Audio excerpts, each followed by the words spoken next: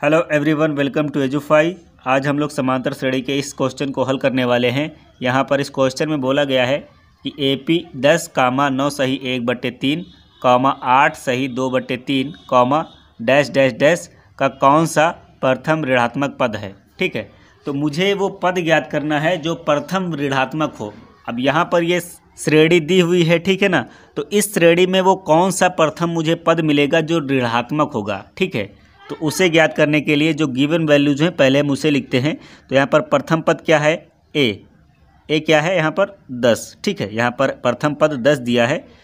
और यहाँ पर अगर सर्वांतर देखते हैं, सर्वांतर मतलब डी क्या होगा, दूसरे पद से पहला पद घटाकर या फिर तीसरे पद से दूसरा पद घटाकर लाया जाएगा। ठीक है, तो मैं दूसरे से पहला पद घटाकर सर्वांतर प्राप्त करूँगा। यहाँ पर दूसरा पद क्या है, 9 सही 1/3 माइनस 10। ठीक है, तो D बराबर क्या आएगा, 3 का 9 से गुणा करेंगे, 3 9 27, 27 और 1 28, 28/3 माइनस का 10। ठीक है, अब D बराबर हम क्या लिख सकते हैं।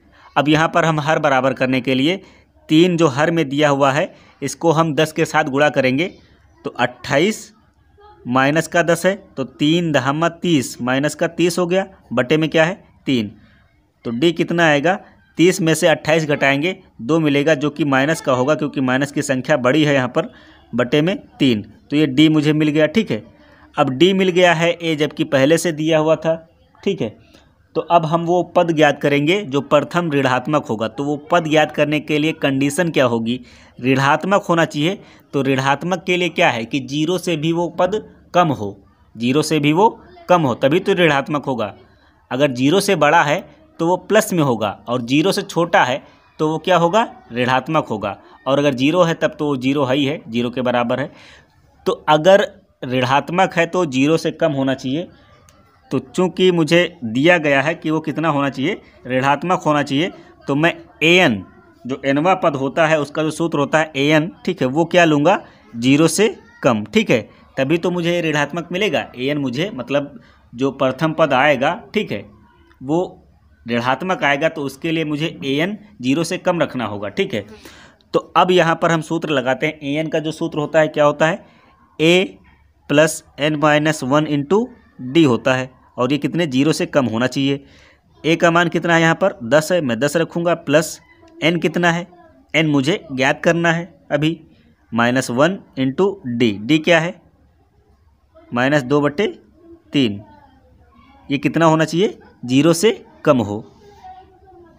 अगले स्टेप में 10 प्लस माइनस ये 2 आएगा, n-1 के साथ गुणा होगा, बटे में क्या आएगा 3, ये 0 से कम है। ठीक है, अब यहाँ पर हर बराबर करने के लिए 3 का हम 10 से गुणा करेंगे, 3 10 30, 30 माइनस का 2 × n-1/3 इज लेस देन 0। ठीक है, अब यहाँ पर 3 बटे में है, इसको उधर भेजेंगे तो 0 के साथ गुणा होगा और उधर भी 0 कर देगा। ठीक है, तो अगले स्टेप में क्या होगा, 30 माइनस प्लस माइनस का होगा, 2 का n से गुणा करेंगे तो 2n होगा, माइनस प्लस का ये होगा 2 × 2, ये लेस देन होगा 0 से। ठीक है, अब यहाँ पर 30 में 2 जोड़ेंगे तो आएगा 32 माइनस 2n लेस देन कितना है 0 के। ठीक है, अब यहाँ पर 2n को पक्षांतर करते हैं तो वो प्लस का हो जाएगा, तो 32 लेस देन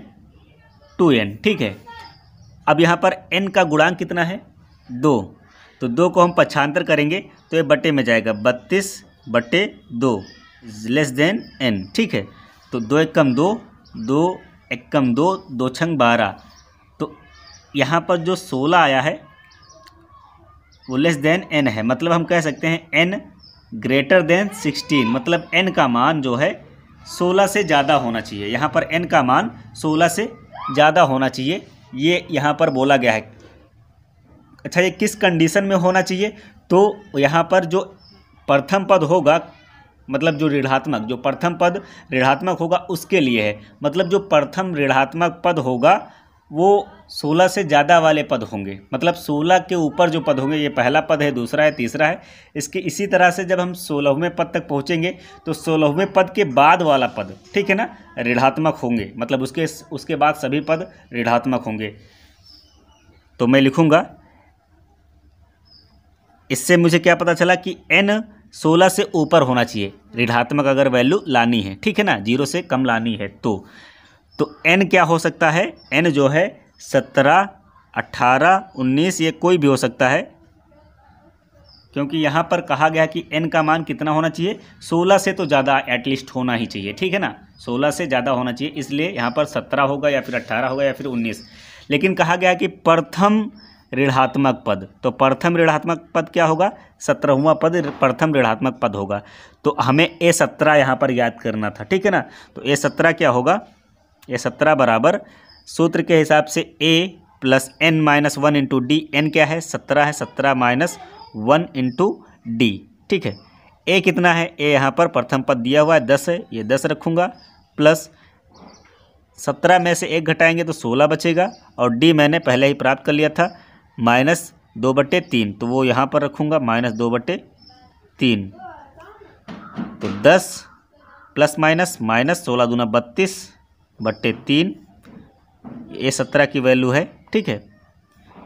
तो A17 कितना आएगा, 3 धामा 30 माइनस 32/3। तो A17 कितना आएगा, 32 में से 30 घटाएंगे माइनस का 2, ठीक है, माइनस का 2 और बटे में 3, तो A17 कितना आया -2/3।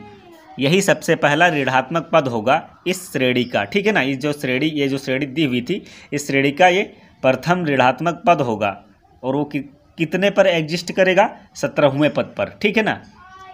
तो आई होप आप लोगों को ये वीडियो पसंद आया होगा। अगर वीडियो पसंद आया है तो वीडियो को लाइक करें और चैनल को सब्सक्राइब करें। Thank you.